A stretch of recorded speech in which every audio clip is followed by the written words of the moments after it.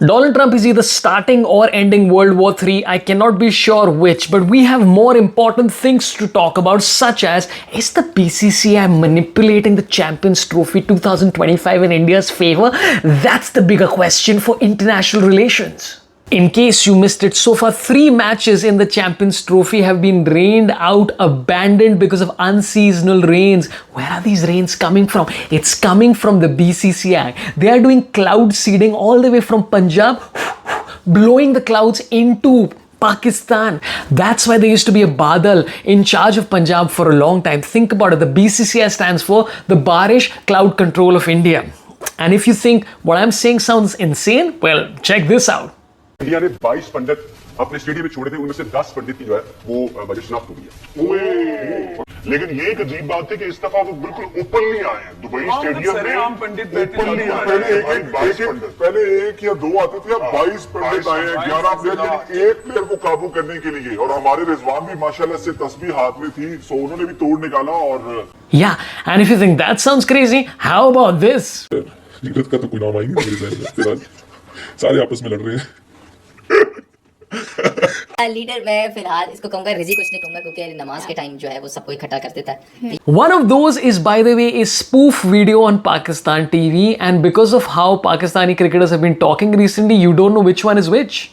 By the way, that fake video, which is very much a spoof and an attempted satire, which is not very well put out, was shared by multiple Indian news channels as well as journalists, saying this is what reputed Pakistani news channels are saying about this. Without watching the full video, which I did, it is a misfire. And as a comedian over the last month living in India, misfired jokes occasionally lead to confusion. We don't have to get triggered by every goddamn thing. Like, India is playing all their matches in Dubai. Is this an advantage? Of course it is. Michael Artherton was asked, does India have an advantage playing all their matches in Dubai? And he said, India have a hard to quantify but an undeniable advantage, which is the most British way of saying yes. And does India have an advantage? Of course we have an advantage. But there is very little we can do about it, as Michael Artherton also said. He said that once India refused to travel to Pakistan, there was very little else we could do because a tournament of this magnitude cannot go ahead without India versus Pakistan.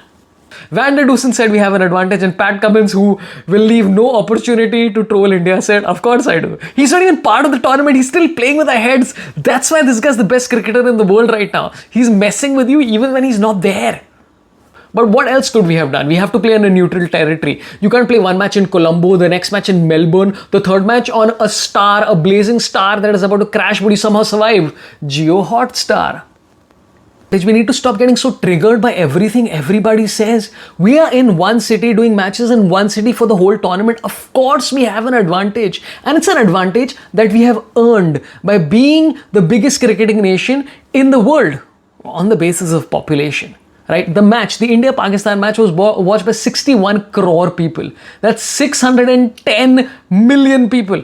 That is more than the population of all the countries combined in the Champions Trophy, barring India and Pakistan. So it's not our fault that you didn't have enough unprotected sex. Another conspiracy came from Ramiz Raja, who you can always rely on saying something absurd. I like Ramiz Raja, but here's what he said. He said, why didn't Pakistan play their first match against Bangladesh? Bangladesh is a tough side, but much easier to play than New Zealand. Hold on for 5 seconds, okay? There are 4 teams in the group. India is out because you're playing them later. There is 2 sides left. There was a 50-50 chance that you play one of these 2 sides. This is absurd probabilities. Imagine India complaining that why am I playing New Zealand today? And Pakistan had undue advantage by playing against New Zealand 3 ODIs in Pakistan. How much more advantage do you want? You've literally prepared. You've had practice matches with that side. You should be able to beat them. How about that undue advantage, Michael Artherton?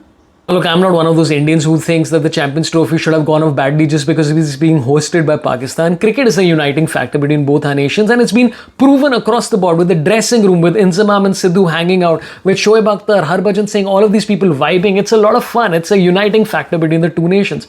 I hope it continues to entertain us in absolutely bizarre ways. I wish Virat Kohli had played in Lahore, because have you seen the kind of reception that India's greatest sports person got in Pakistan? And our greatest sports person, of course, is Vikrant Gupta.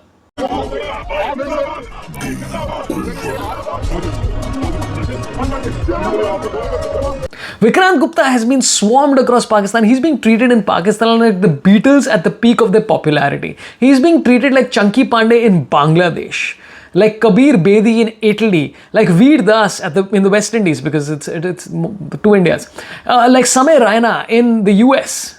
Yes, all comedians more popular than I. So I wish India had played in Pakistan, but of course we cannot because of things beyond our control. A couple of demonstrations, of course, happened which proved why it would be tough for India to play in Pakistan, and that was pitch invasions. Rachin Ravindra was batting, and one dude invaded the pitch holding up a sign which I cannot say and understand, and the guy hugged Rachin Ravindra and went off. And the PCB said, we are going to take note of this. And they did take a note of this on text edit on their old MacBook Pro and deleted it because the same thing happened again in a different city with Afghanistan.